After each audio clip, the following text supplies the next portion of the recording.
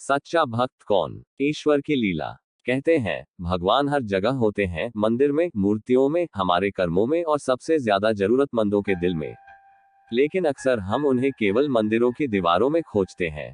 ये कहानी उसी सत्य को उजागर करती है जब एक भूखा कांपता बूढ़ा आदमी दरअसल ईश्वर की परीक्षा बनकर आया और इंसानों के झूठे अभिमान की पोल खोल दी। मंदिर के बाहर कांपता एक भूखा। सर्दी का मौसम था, ठंडी हवाएं हड्डियों तक जा रही थी। एक बूढ़ा आदमी, बाल बिखरे हुए, कपड़े फटे पुराने, बदन बुखार से तप रहा था और भूख से बेहाल शहर के पुराने शिव मंदिर के बाहर एक कोने में बैठा कांप रहा था। 2 दिन से उसने कुछ खाया नहीं था। वो मंदिर की सीढ़ियों के पास बैठा, शायद कोई श्रद्धालु कुछ दे जाए। लेकिन लोग आते, भगवान को प्रणाम करते और बिना उसकी ओर देखे निकल जाते। नगर का सेठ मंदिर आया। थोड़ी देर बाद एक चमचमाती लंबी कार मंदिर के सामने आकर रुकी। कार से उतरे शहर के मशहूर सेठ रघुवीर प्रसाद और उनकी पत्नी शांति देवी। पीछे पीछे उनके 5 नौकर थे। एक नौकर फल पकड़े हुए था, दूसरा फूलों की टोकरियां, तीसरा हीरे जवाहरात से सजा थाल, चौथा मलमल के कपड़ों का जोड़ा और 5वां मिठाइयों से सजी थाल लेकर। मंदिर के पंडित हरिप्रसाद जी उन्हें देखकर दौड़ते हुए बाहर आए और बोले, आइए आइए सेठ जी, आपके आने से तो मंदिर पावन हो गया।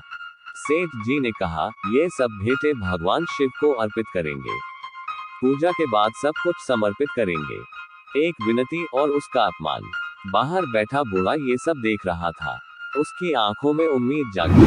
धीरे से कांपती आवाज में बोला, सेठ जी, 2 दिन से भूखा हूँ, थोड़ी मिठाई या फल दे दो मालिक। सेठ जी ने उसकी तरफ देखा तक नहीं, चुपचाप मंदिर की ओर बढ़ गए। बूढ़े ने सेठानी से कहा, माताजी, थोड़ा कुछ खाने को दे दीजिए, चक्कर आ रहे हैं भूख से। सेठानी चिढ़ गई, बाबा, ये सब भगवान की भेंट है, तुम्हें नहीं मिल सकता। पूजा से पहले टोक क्यों लगाते हो? सेठ जी झल्ला गए, लो, पूजा से पहले ही टोक लग गई। अब देखो पूजा ठीक से होगी भी या नहीं।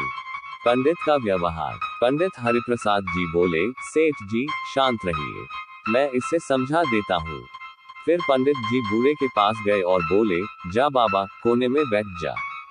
जब सेठ जी चले जाएंगे तब मैं तुझे कुछ दे दूंगा। बूढ़ा चुपचाप आंसू बहाता हुआ कोने में चला गया। आरती और ईश्वरीय संकेत। मंदिर में घंटी बजी। सेठ रघुवीर ने भगवान शिव को प्रणाम किया। जैसे ही उन्होंने आरती थाली उठाई, वो उनके हाथ से गिर गई। सेठ जी चौंक गए। पंडित जी ने दूसरी थाली ला दी। पूजा के अंत में जैसे ही सेठ ने भेंट चढ़ाने के लिए हाथ बढ़ाया, तभी जोरदार भूकंप जैसी हलचल हुई। सारे थाल जमीन पर गिर गए।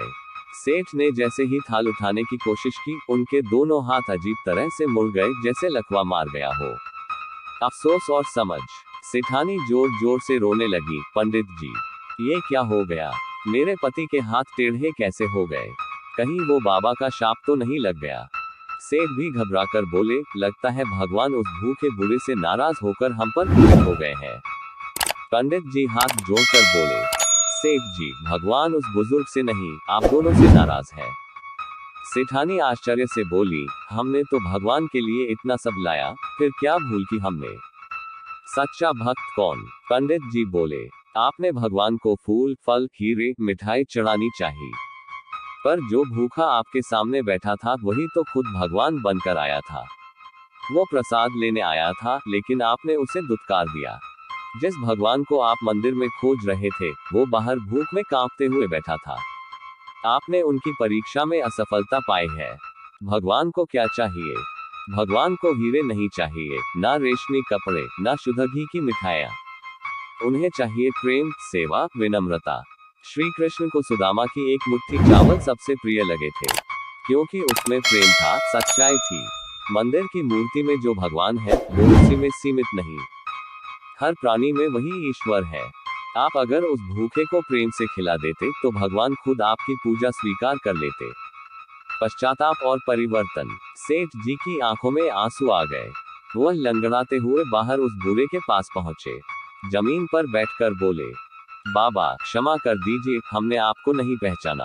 सेठानी भी फूट फूट कर रोने लगी, माफ कीजिए बाबा, हमें हमारी गलती समझ आ गई है। बूढ़ा मुस्कुराया। उसका चेहरा तेज से चमकने लगा, जैसे कोई दिव्य प्रकाश हो।